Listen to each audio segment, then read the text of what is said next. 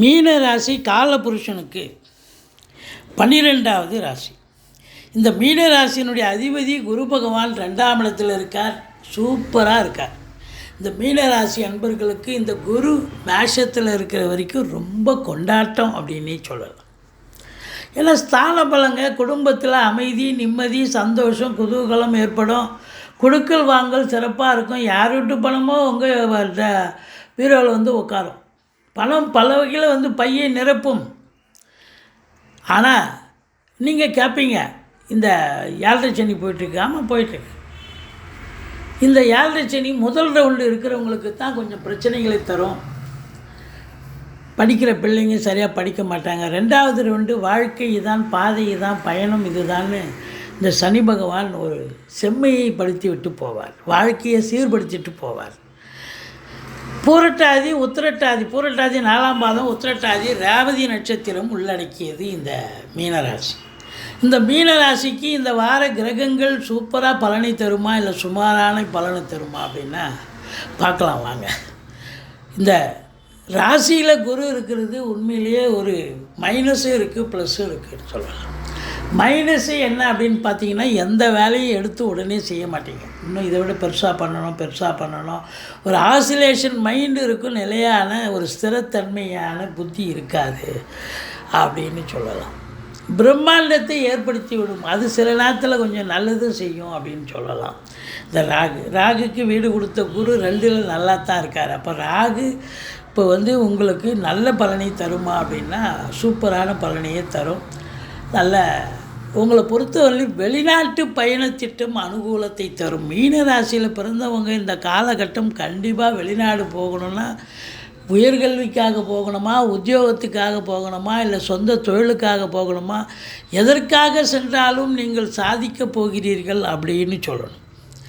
பணம் பல வகையில் பையை நிரப்பும். குடும்பத்தில் சுப நிகழ்ச்சிகள் நடத்துவார்கள். வெளியார் சுப நிகழ்ச்சிகளுக்கு சென்று விட்டு வர முடியும். குடும்பத்தில் விருந்தாளிகள், சொந்தக்காரங்க, நட்பு வட்டாரங்களுடைய வீடே கலகலன்னு இருக்கும். உங்கள் சொல்லுக்கும் செயலுக்கும் மதிப்பு மரியாதை கண்டிப்பாக ஏற்படும். உங்களுக்கு பாருங்கள், 6ஆம் இடத்து அதிபதி சூரியன் சனி பார்வையில் இருக்கார். அதுவும் 2ஆம் இடம் குருவோடு இருக்கார். ஸோ தேக ஆரோக்கியம் 6ஆம் இடத்தை குரு பார்க்குறார். இருந்த போதிலும் எதிரிகள் ஓடி ஒளிவார்கள். கடன் சுமை படிப்படியாக குறையும்.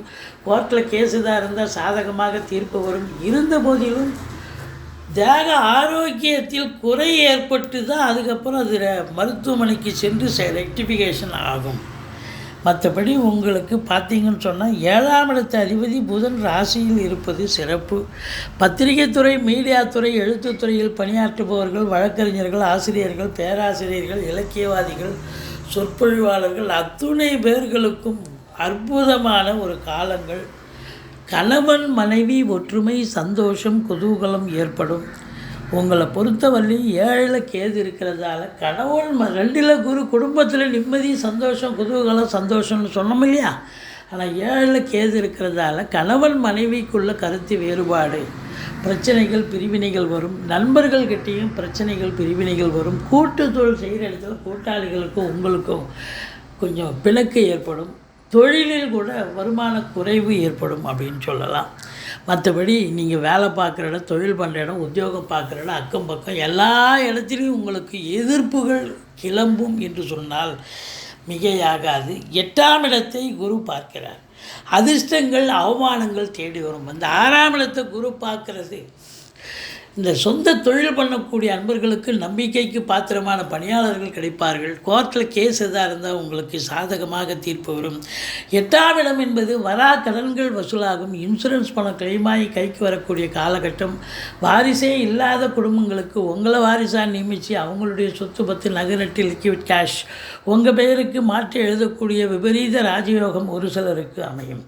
இந்த 9ஆம் இடத்தை சனி பார்க்குறார். தந்தைக்கு இடர்பாடுகள். இங்கே சூரியனையே சனி பார்க்குறார். அப்போ தந்தைக்கு தேக ஆரோக்கிய குறைவு, தந்தைக்கு சமூகத்தில் அவப்பெயர், தந்தையுடைய தொழில் நலிவடைந்து போதல், தந்தையால் பிரச்சனைகள், தந்தைக்கும் உங்களுக்கும் கருத்து வேறுபாடு அப்படின்னு சொல்லலாம். வெளிநாடு செல்ல விரும்பும் அன்பர்கள் தாஸ்தாவேஜிகளை சரிவர எடுத்து செல்லுங்கள். உங்களுக்கு குலதெய்வ வழிபாடோ இஷ்ட தெய்வ வழிபாடு இந்த வாரம் கண்டிப்பாக உங்களுக்கு தேவை. ஏன்னா 9ஆம் இடம் பாக்கியஸ்தானத்தை சனி பார்க்கறதால பாக்கிய குறைவுகள் ஏற்படும். இந்த 10ஆம் இடத்தை குரு பார்ப்பது மிக சிறப்பு. பட்டங்கள் பதவிகள் தேடி வரும். தொழிலில் உத்தியோகத்தில் ஸ்திரத்தன்மை ஏற்படும். நல்ல சம்பாத்தியம் இருக்கும் தொழிலில்.